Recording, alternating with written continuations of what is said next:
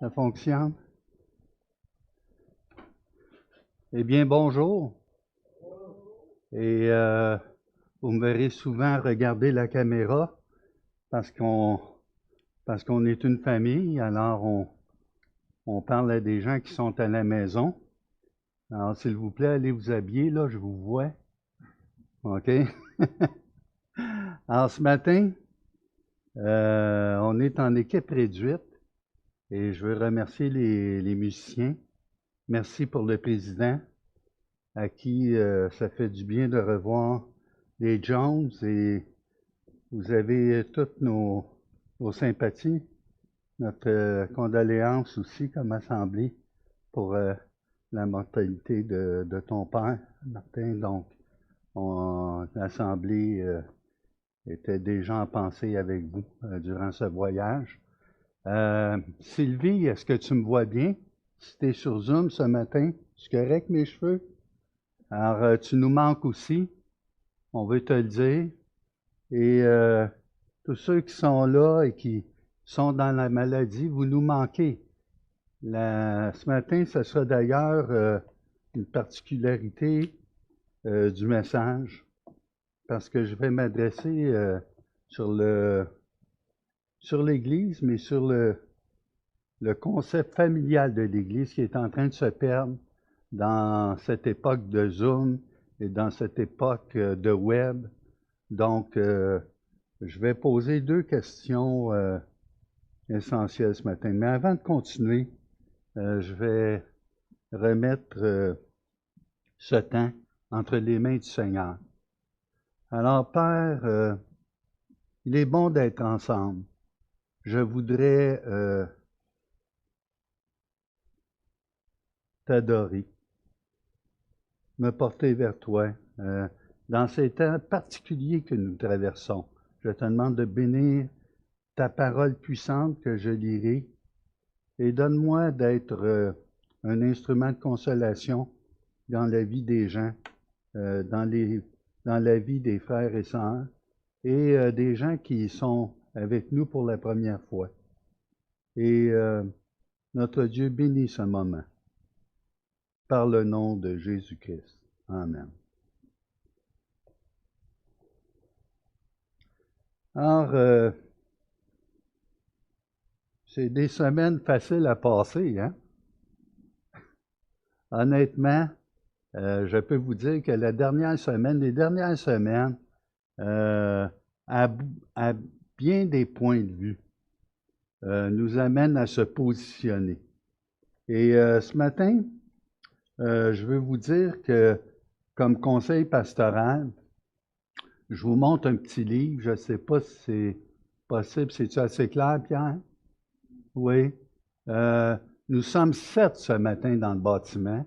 Alors, c'est un chiffre béni de Dieu.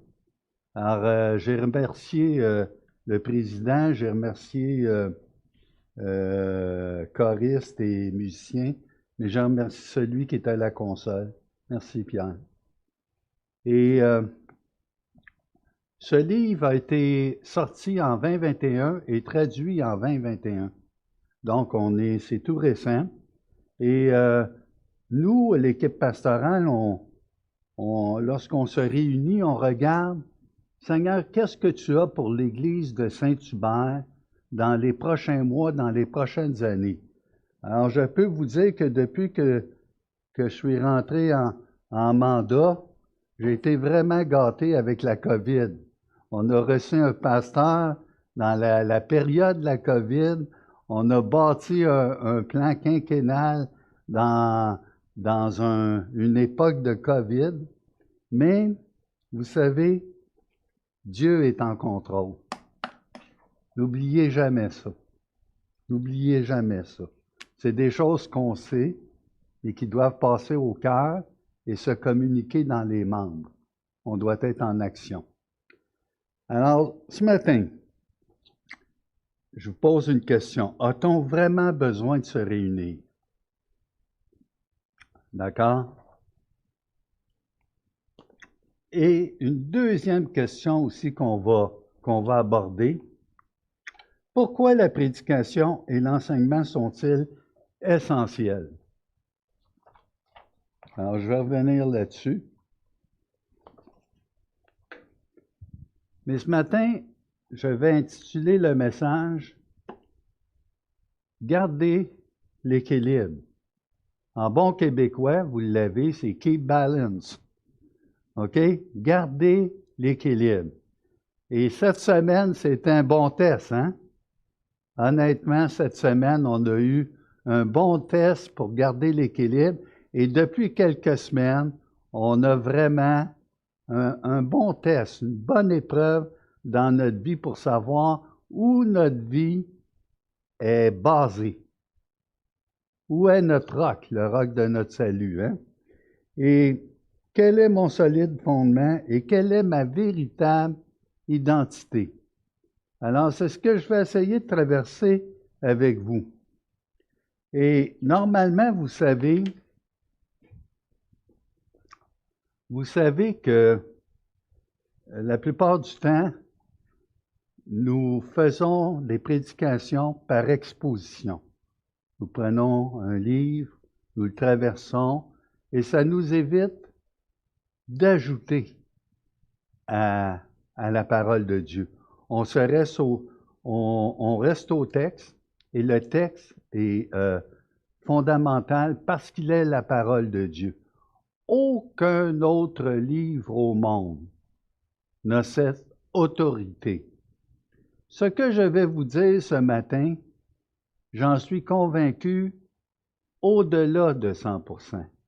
Quand je suis venu à Christ, je suis venu avec l'intention, quand j'ai demandé d'avoir une Bible dans la maison, j'avais l'intention de la détruire et de démontrer qu'elle était fausse. Alors, devinez qui a gagné. Je suis convaincu que dans l'intégrité des textes originaux, elle est sans erreur, infaillible, elle communique la vérité et que la Bible n'est pas un snack bar où on fouille ce qui fait seulement notre affaire.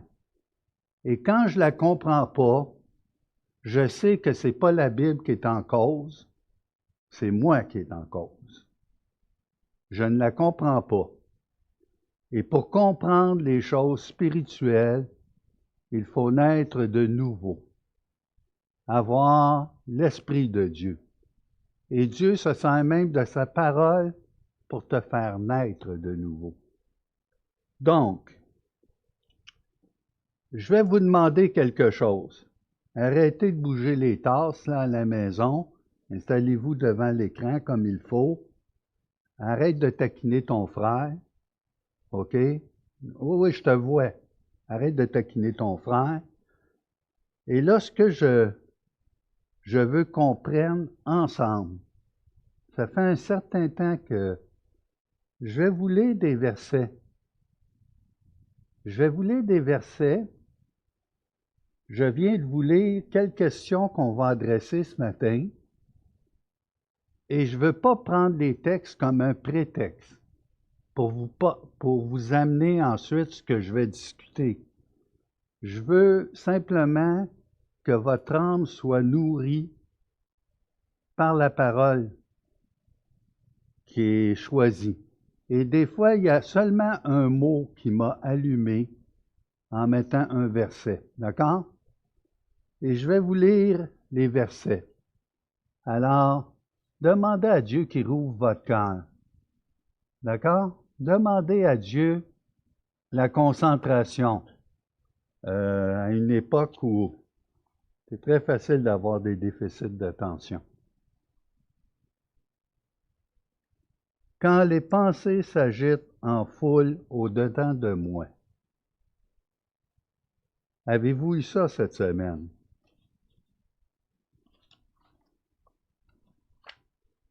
Quand les pensées s'agitent en foule au-dedans de moi, tes consolations réjouissent mon âme. Vous l'entendez? Le vivez-vous? Est-ce que vous le vivez? Quand tes pensées tourbillonnent, c'est une tempête, à gauche, à droite, dans la vie courante? Où est ton appui? Où est ton fondement? Pour le vrai, là, véritablement, pose-toi la question. Quand tu vois un convoi de truckers s'en venir à Ottawa, où est ta pensée? Quand tu fais moins 21 et tu as mal aux os ou tu tousses, où est ta pensée? Où est ton fondement? Quand ça va pas bien, le travail, la maison, ta relation, les enfants, quand les pensées s'agitent en foule au-dedans de moi. Donc, c'est le psaume 94, 19, 9. 19, excusez. Ce matin, 2 Timothée 4, 1 à 5. Je t'en conjure, c'est un terme légal très fort, devant Dieu et devant Jésus-Christ qui doit juger les vivants et les morts, et au nom de son apparition et de son royaume. Et ça, c'est Paul qui s'adresse à Timothée.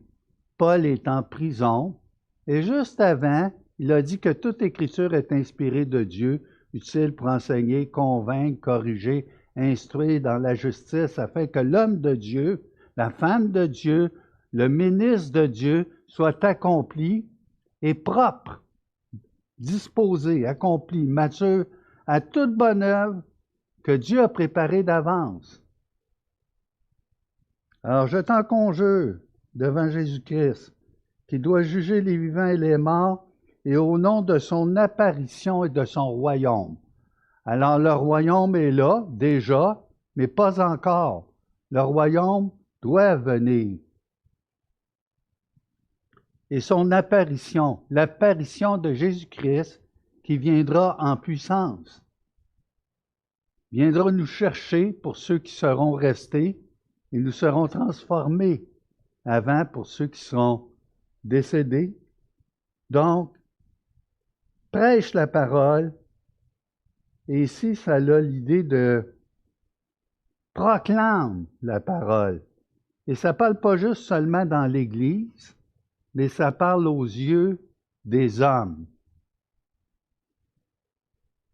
Donc, prêche la parole, insiste en toute occasion, favorable ou non, reprend, censure, exhorte, avec toute douceur et en instruisant. Car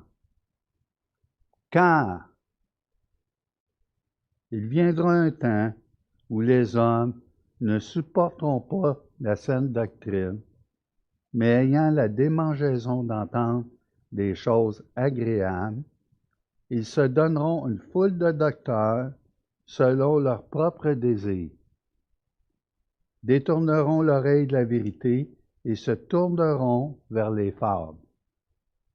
Mais toi, Timothée, entre guillemets, sois sobre en toutes choses, supporte tes souffrances, fais l'œuvre d'un évangéliste, remplis bien ton ministère. Alors Paul va servir de libation, sa mort approche, il est dans la prison de Mamertine, c'est des conditions épouvantables de détention. Et là, Paul, la seule pensée qu'il a à cœur, c'est de s'assurer que l'Église va continuer, mais sur le solide fondement de la parole de Dieu. Vous comprenez? Donc, il exhorte Timothée parce qu'il sent que Timothée, c'est une lettre très personnelle, la deuxième lettre, et il veut l'encourager, le sortir de sa timidité. Et vous savez que ça coûtait cher d'être chrétien, hein? Dans le temps de Néron, ça coûtait ta vie. Et là, peut-être que le jeune se dit, tous ont abandonné l'apôtre. D'ailleurs, l'apôtre le dit dans sa lettre. Il faut comprendre hein, le contexte de ces versets.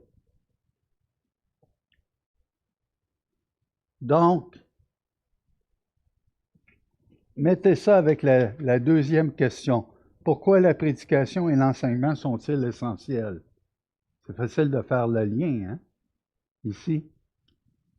Dans Colossiens, on va parler de ton identité. Colossiens 3, 1 à 4. Si donc vous êtes ressuscité avec Christ, êtes-vous ressuscité avec Christ? Je ne vous demande pas si vous connaissez le verset. Je vous demande, êtes-vous ressuscité avec Christ? Cherchez les choses d'en haut, où Christ est assis à la droite de Dieu. Vous savez que le chrétien, c'est l'être le plus élastique qui soit, hein? La tête et le cœur au ciel et les pieds sur la terre. Puis il réussit à faire marcher ses membres. Je sais que j'ai Liliana et Martin ce matin. Quelle nationalité vous avez? Péruvien? Colombien? Hein? Péruvien. Avez-vous la citoyenneté canadienne? Vous avez 2 citoyennetés? Yeah! Avez-vous entendu la réponse? Elle a 3 citoyennetés. Avez-vous cette citoyenneté? C'est la citoyenneté la plus importante. Donc, ici, ce matin, si on avait les caméras, puis tout le monde, je dirais, Liliana, lève-toi, je vais te présenter comme ambassadrice. Un chrétien est un ambassadeur du ciel. Alors,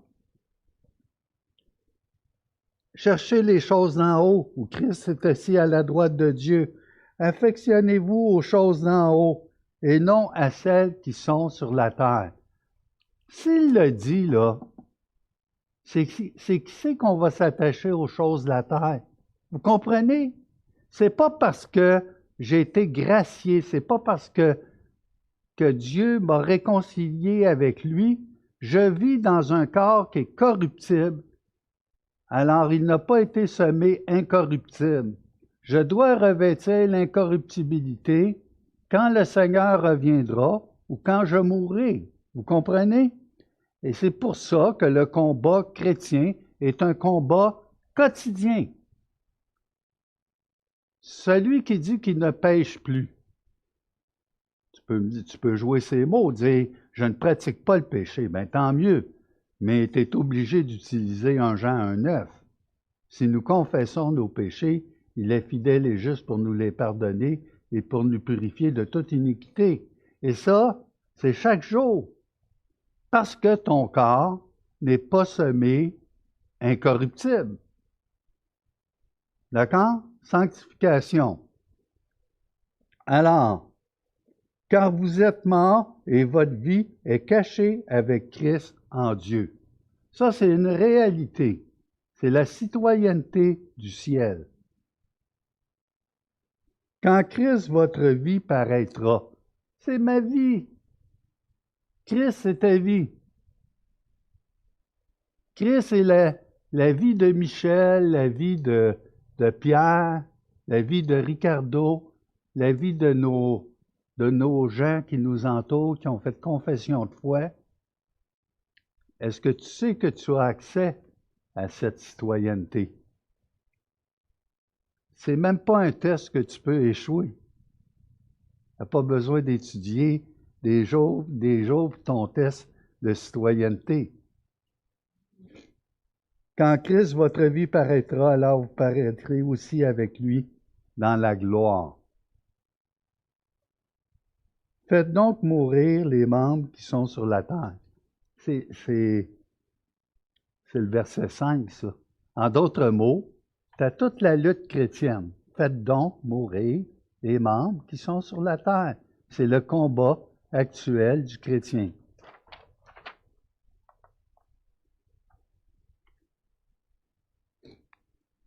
Comme des bons dispensateurs des diverses grâces de Dieu, que chacun de vous mette au service des autres le don qu'il a reçu.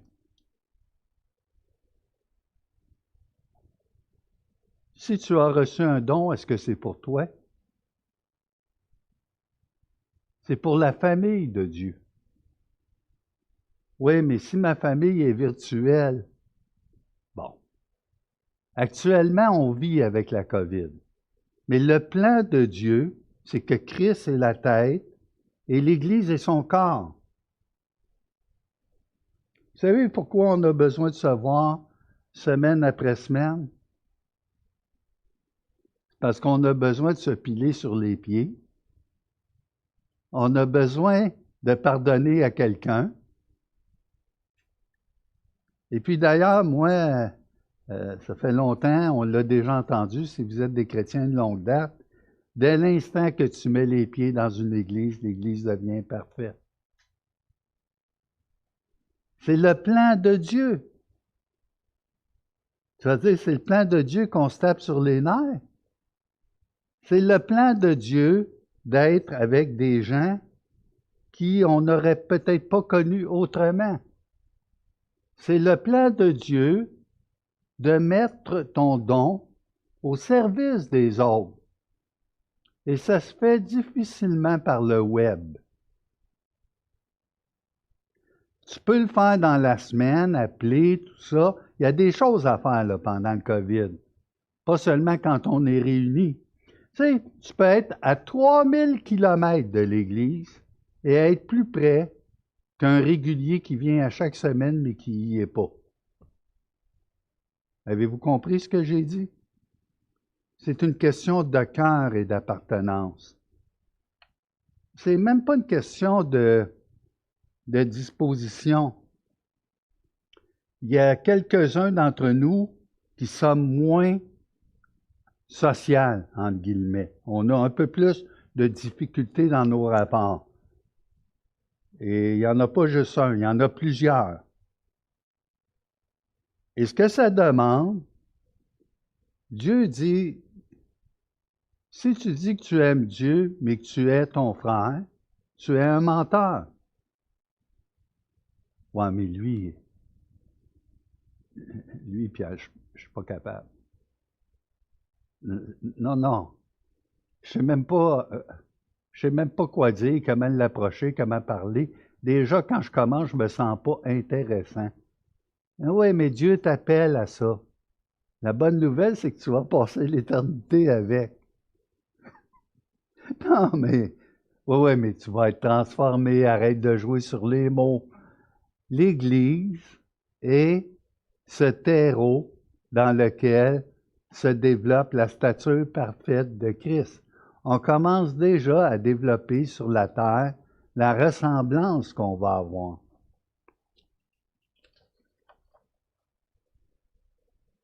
1 Corinthiens 14, 26 dit « Que faire donc, mes frères? » Et là, c'est dans le contexte des dons spirituels, le parlant en langue, tout ça. Mais regardez, en plein milieu du passage, « Lorsque vous vous assemblez », je trouve ça particulièrement difficile ce matin. Sachez que vos pasteurs anciens vous aiment. On le borde peut-être pas, on vous le borde peut-être pas assez souvent. Excusez. On a soin de vous, c'est pas toujours facile. On n'est pas, on se sent dépassé. On veut prendre les bonnes décisions. On veut que vous vous sentiez tous aimés, mais aimés de l'amour de Christ. Et lorsque vous vous assemblez, alors vous savez que c'est une période difficile. N'oubliez pas que lorsqu'on prend une décision en conseil pastoral, on ne fait pas un arrêté pour les 15 prochaines années. On vit au jour le jour. On écoute les informations de l'Association des Églises baptistes. On regarde comment le gouvernement intervient. Et il y a toutes sortes de contradictions à notre époque.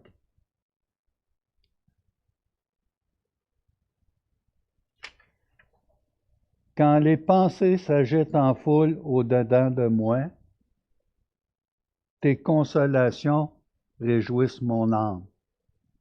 Le vivons-nous? Alors, lorsque vous vous assemblez les uns et les autres, c'est plus d'une trentaine de fois dans la Bible où on voit les uns et les autres. Alors, pensez-vous que le web, c'est la solution pour les prochaines années pour l'Église? On est reconnaissant. On peut vous rejoindre. Puis, vous savez, les personnes qui vieillissent, on devrait peut-être avoir un ministère pour leur acheter des tablettes, puis leur montrer comment utiliser des tablettes. Je pensais à ça. Des fois, ils pognent des crampes au cerveau. OK? C'est sûr que ça ne remplace pas la communion, le coup de téléphone, la visite que tu peux rendre à cette personne. Imaginez une personne qui t'a jamais vu, que tu arrives chez elle pour lui dire bonjour, elle me tentait de te dire bonjour. Je ne sais pas quoi dire, mais je vais m'asseoir avec toi, je vais mieux te connaître. L'Église en action, c'est ça. On ne joue pas, on n'est pas dans la forme, vous comprenez? On est dans le cœur de l'Évangile. Donc, vous avez un cantique, une instruction, une révélation, une langue, une interprétation, que tout se fasse pour l'édification. Je veux le bien de l'Église, je veux le bien de mes frères et mes sœurs.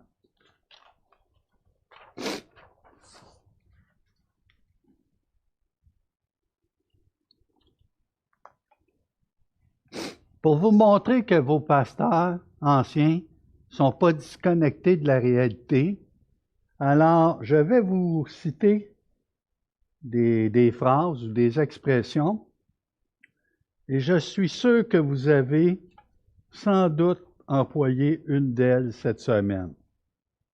Faites-moi plaisir pour les 6 qui sont dans la salle, levez la main juste pour voir si je suis à côté de la traque. Alors, cette semaine, vous avez sans doute dit « Ah, qui fait frette ». Alors, pour ceux qui viennent des Antilles, des îles, des pays chauds, vous avez compris la différence entre froid et frette. Hein? Puis, est-ce que ça joue sur notre morale, chrétien, pas chrétien, là? Hein? Je pense que quand il fait frette puis t'as mal partout, des vieilles choses comme nous autres, hein, Raymond? Hein? Je te dis. Vous avez entendu sans doute ou utilisé la phrase « j'en ai ras-le-bol ».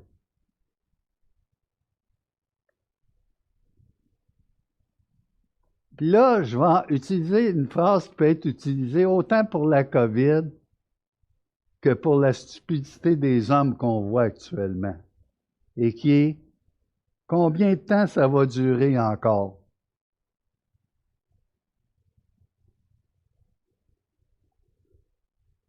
Une autre phrase, ça se peut-tu? Ils ont vraiment perdu la tête. Veux-tu bien dire où on s'en va?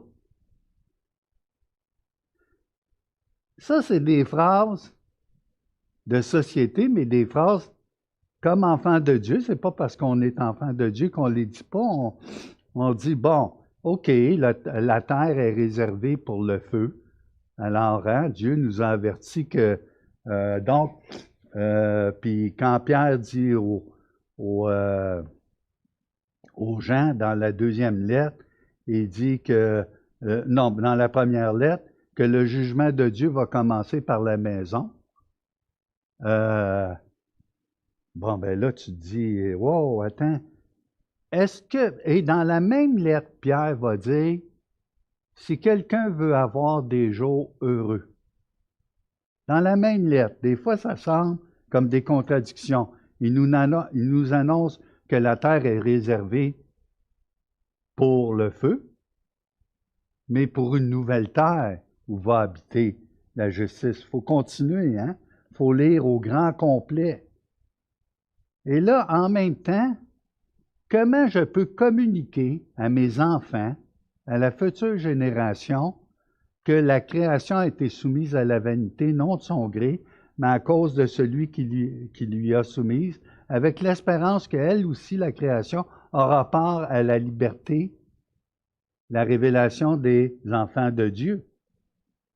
Donc, la création va être renouvelée.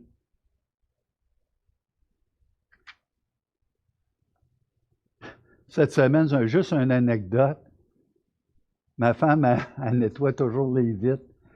La fenêtre patio en arrière, la porte patio. Puis un matin, poum, dans la vitre, je vois ma petite pique mineure venir se cogner puis tomber sans connaissance au pied de la vitre. Là, j'ai dit, toi et tes vitres propres. Il y a 2 ans, c'était le mâle qui est mort chez la voisine, mais cette année, elle est tombée, puis là, j'ai dit, hey, cocotte, reste pas là. Fait que là, puis elle est revenue à ses. Puis là, je pensais, la création souffre et souper les douleurs de l'enfantement. Hein? C'est un petit exemple comme ça, mais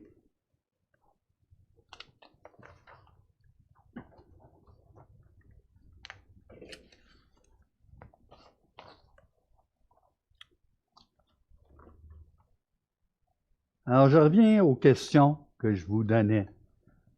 Vous avez entendu la parole? Est-ce que j'ai besoin de vous expliquer ce que j'ai lu? C'est puissant. Ça pénètre nos âmes. On n'a pas besoin d'une explication très longue. Oui, on aime exposer, mais le bien que la parole de Dieu fait à l'enfant de Dieu. S'il vous plaît, lisez votre parole. Remplissez votre réservoir. L'Église ne se vit pas seule chez soi. Bien sûr, on a les mesures sanitaires, mais ceux qui s'imaginent que l'avenir de l'Église, c'est de choisir son prédicateur puis le message. Vous savez, si c'était ça, là, je partirais une association puis un groupe, puis on choisirait tous les meilleurs messages qui sont faits dans les 50 dernières années par Martin Lloyd Jones, par Charles Stott, par Spurgeon, par Moody, et on les ferait lire par, là c'est dit avec toute gentillesse, par un Jean-François Moquin, ou quelqu'un qui a toute une belle voix. Et là, le dimanche, ben on choisirait les uns les autres, la famille, se déplacer. Oui, mais j'ai plus besoin de me déplacer sur le web. Puis quand le prédicateur, exemple comme toi, là, Pierre, il devient trop plate, ben j'ai juste à changer de poste. Non? Où s'en va l'Église? On doit vraiment se positionner. Vous savez, là, présentement, on obéit à nos autorités. Puis combien de temps ça va rester comme ça? Bon, on y réfléchit. Vous comprenez? Puis obéir à ses autorités, c'est ce qui est demandé. Puis je pense que Pierre, on l'avait mis, hein? Avec mon idée de mettre du recto verso des fois. 1 Pierre 2, 11 à 17. Veux-tu le mettre, Pierre? Bien-aimé, c'est vous ça. C'est toi. C'est toi à l'écran. Je te vois là. Ramène-toi. Oui, tu veux pas que je te vois, hein? Ramène-toi dans l'écran. OK. Bien-aimés, je vous exhorte comme étrangers et voyageurs sur la terre. Ça, c'est notre citoyenneté céleste qui nous permet de dire ça. À vous abstenir des convoitises charnelles qui font la guerre à l'âme. Donc, c'est le combat du chrétien, chaque jour. Vous comprenez? On se lève, puis le Seigneur vient prendre ma vie. OK? Ayez au milieu des païens une bonne conduite afin que là même où ils vous calomnient, comme si vous étiez des malfaiteurs, il remarque vos bonnes œuvres et glorifie Dieu au jour où il les visitera. Tu te soumets aux autorités, toi. Tu te soumets à Legault. Tu te soumets à l'autre. Un chrétien, c'est pas quelqu'un qui n'a pas des opinions qui peuvent être contraires à ceux de son gouvernement. Comprenez. On a des avis, on a des opinions. Je suis capable de m'asseoir dans l'Église peut-être avec quelqu'un qui a une opinion différente. Je peux arriver avec maturité à discuter avec douceur et respect. Hey, tiens donc, j'avais pas vu ça comme ça. C'est bon comment tu m'apportes ton point. Hey, c'est pas aussi facile que ça à appliquer, hein, l'éthique chrétienne. Comment qu'on se comporte? On a tout intérêt à gagner les uns des autres. On ne vit pas en colère, en agressivité les uns les autres. Le monde est en colère et en agressivité. On n'arrive même plus à se fixer.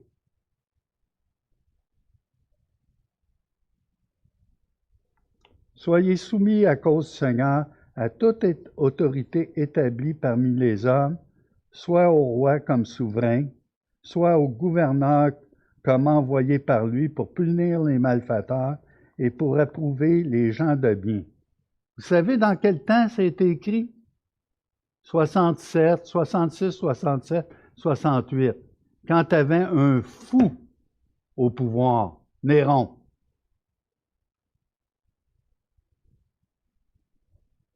Car c'est la volonté de Dieu qu'en pratiquant le bien, vous réduisiez au silence les hommes ignorants et insensés. Et c'est ce qu'on était, tout le monde, ici. Ignorants, insensés, dans les ténèbres, Dieu nous a fait connaître la lumière. Et nous, on est des ambassadeurs de Christ. C'est ça l'Évangile. Je n'ai point honte de l'Évangile. C'est une puissance, hein, la puissance de Dieu pour le salut de quiconque croit, du juif, du grec premièrement, homme, femme, race. La bonne nouvelle. C'est pas la bonne nouvelle TVA. C'est la bonne nouvelle, la seule. Il y a un seul nom qui a été donné parmi les hommes par lequel on peut être sauvé, c'est Jésus-Christ. Et la Bible manifeste l'amour de Dieu, la gloire de Dieu, un Dieu 3 fois saint, et ce Dieu vient sauver l'homme, lui tendre la main, malgré que l'homme a tourné le dos à Dieu. Il l'a tourné dans le jardin, il l'a tourné comme peuple de Dieu, envoyé à Babylone, tout ça. Et quand Jésus va revenir, restera-t-il de la foi? Vous voyez la propension que nous avons à tourner vers le mal, à tourner vers l'orgueil. Et Dieu ne lâche pas sa créature.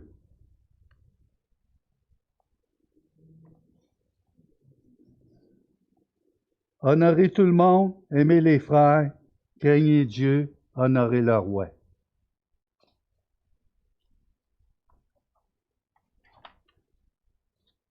Vous savez, hier, ma femme me disait, « Hey Pierre,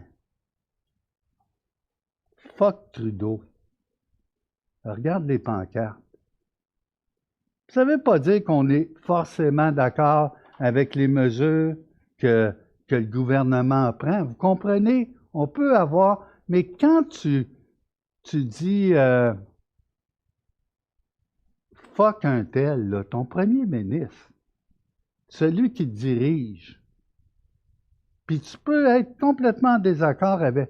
Mais quand tu es rendu là, tu vomis ton agressivité et ta colère.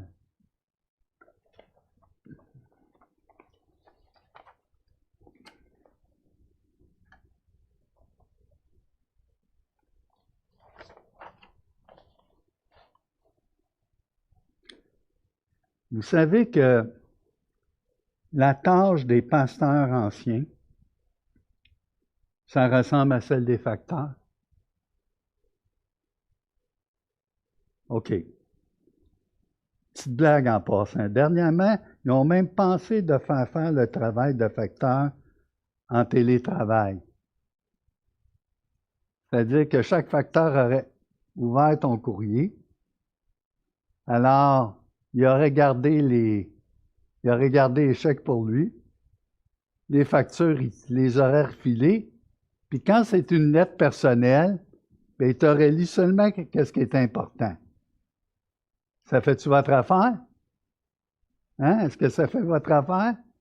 Ben non. Ce qu'on demande d'un facteur, et c'est en cela que ça ressemble aux pasteurs anciens, d'accord?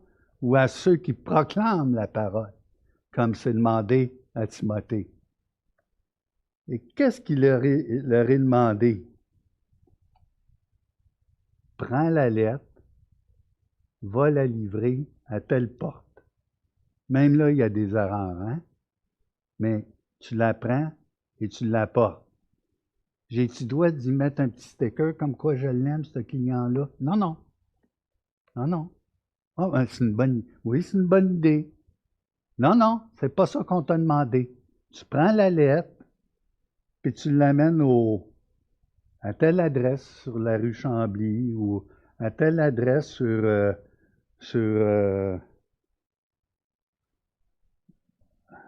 la rue où tu demeures. C'est ce qu'on demande d'un facteur. Tu prends, tu donnes. C'est pour ça qu'on favorise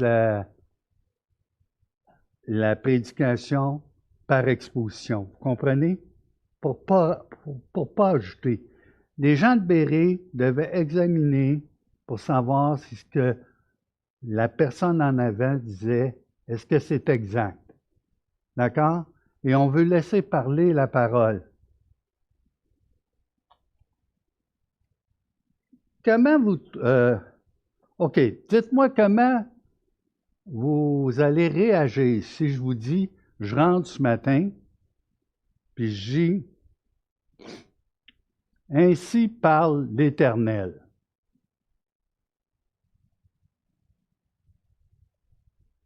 Ouais, un peu prétentieux, Pierre.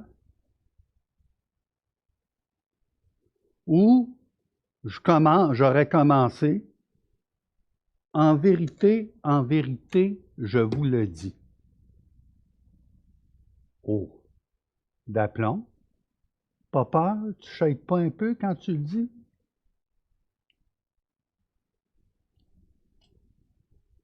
On veut apporter la parole de Dieu. Est-ce que j'ai besoin de vous expliquer la question que j'ai posée? Pourquoi la prédication et l'enseignement sont-ils essentiels? Parce que c'est ce que Dieu a donné pour l'édification de l'Église. Elle a donné des hommes dans Éphésiens, mais elle a donné des dons. Et ces dons se manifestent dans la prophétie, dans l'enseignement. C'est pour ça qu'on prêche la parole de Dieu. Elle n'est pas démodée. Sache que dans les derniers jours, il y aura des moments difficiles. Savez-vous quand ça a été écrit? Ça a été écrit en 68, 67, 68. Alors, Paul dit à Timothée, il va y avoir des temps difficiles. Excusez.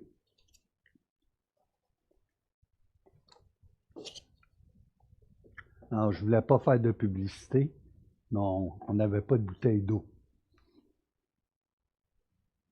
Les temps difficiles ont commencé à cette époque-là. Tout de suite, quand Jésus a monté au ciel, les hommes étaient pour aller de mal en pis. Nous, on a tendance à lire ça à notre époque comme si ça nous appartenait. Oui, il y a une partie qui nous appartient. Ça va pas mieux, là. On est d'accord. Mais pensez-vous que ça allait bien aux alentours de 365? Pensez-vous que ça allait bien en 788? Pensez-vous que ça allait bien dans le temps du Moyen Âge? OK? Chaque génération a été bénie, consolée par la pensée des derniers temps. Et on voit que les hommes vont aller toujours plus dans les ténèbres. Et on voit la récupération. Tu peux voir des fois que l'intention de la personne est bonne, mais l'événement est récupéré par un autre. Surtout à une époque de complotistes, de conspirationnistes. Et on voit que notre identité, l'identité des hommes n'est pas comprise. Tu es une créature de Dieu, mais es-tu un enfant de Dieu? Et si tu es un enfant de Dieu, ta vie est cachée en Christ. Christ en toi. Ta citoyenneté. Et Christ est au ciel assis à la droite du Père. Et chaque jour, Seigneur, remplis ma vie de ta présence. Ne va pas te cacher quand tu as péché. Va confesser ta faute. Enlève ton manteau sale à la fin d'une journée. Regarde vraiment qui tu es. Nous ne sommes pas meilleurs les uns que les autres. C'est pour ça que vous êtes importants à mes yeux. Vous comprenez? Vous êtes importants à mes yeux. Ben oui, t'as un caractère de cochon. Ben moi aussi, j'en ai un. Puis on apprend à supporter. Puis on apprend à s'aimer les uns les autres en étant différents, en ayant des goûts différents. Vous comprenez?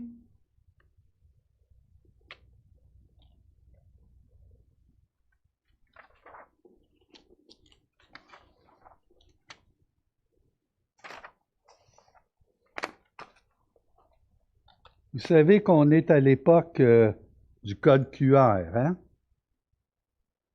Est-ce que vous savez ce que ça veut dire, QR? Michel doit savoir ça. Hein? Non? Je me suis posé la question. Et là, je vais dire aux chrétiens, vous êtes bien mieux d'avoir le vrai QR. Le QR, c'est un anglicisme, c'est le code Quick Response. OK? Réponse rapide. Et je crois qu'on doit vraiment avoir le code de Dieu. Le vrai passeport, pas international, universel et mondial. Celui qui va nous donner l'accès pour l'éternité dans sa présence. Alors moi, ce que j'ai à vous offrir ce matin, c'est pas un 8e, un 9e, un 10e vaccin. Alors, il y avait une blague comme ça qui disait qu'en 2023, ça va te prendre le 17e vaccin pour aller chercher un Big Mac.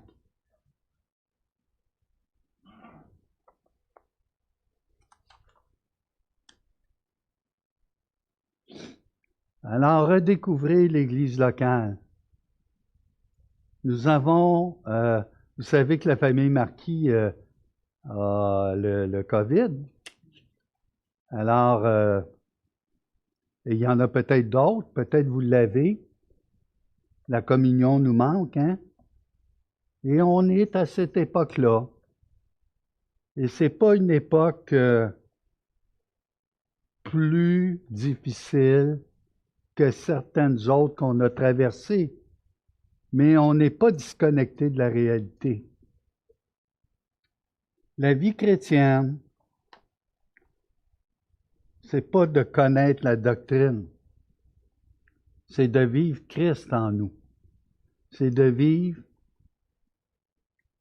ma relation personnelle avec Christ au jour le jour. C'est de confesser mes fautes, confesser mon ignorance, avoir aussi la joie dans mon cœur. Si tu as de la difficulté d'avoir la joie dans ton cœur, malgré la souffrance, malgré le fait que tu as de la difficulté de dormir, alors on salue Yvan. Bonne fête, Yvan, on te l'a chanté, mais on est de passage ici-bas. Mais n'oubliez pas, quand les pensées s'agitent en foule au-dedans de moi, tes consolations réjouissent mon âme. Vivez vraiment. Je sais qu'on peut être centré sur les choses, mais être chrétien, c'est une condition. C'est une nature, c'est une nouvelle nature. Et je vous demande, dans ces temps difficiles, oui, on est dans des temps où... Et vous savez que c'est très utile d'être dans des temps difficiles, parce qu'on se pose des vraies questions. Quelle est mon identité? Pourquoi j'existe? Combien de temps que j'ai à vivre sur cette terre? Pourquoi je vis sur cette terre? Puis communiquons à nos enfants que même si la terre est réservée pour le feu, qu'une vie épanouie est possible sur cette terre en Jésus-Christ. Qu'il y a de belles choses à voir malgré tout et à faire. On n'a pas une vue fataliste des choses. Keep balance. Restez équilibré. Prions. En notre Dieu, notre Père, je te remercie de l'attention que tu nous portes, de ton amour qui comble nos vies. Et tu éclaires sur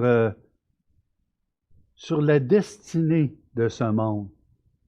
Et tu désires que nous brillions comme un phare, l'Église de Saint-Hubert, l'Église de l'Espoir, que nous brillons ta lumière, qui éclaire tout homme et qui rentre, qui pénètre dans les ténèbres pour manifester ton amour. Dieu parmi nous, Dieu avec nous, et Dieu qui réconcilie le monde avec lui-même pour que nous devenions des concitoyens de la maison de Dieu, des enfants de Dieu. Alors Seigneur, nous voulons t'adorer et je te demande de bénir ces vérités dans nos cœurs pour que ce soit vrai et vécu par nous. Père, par le nom puissant de Jésus-Christ. Amen.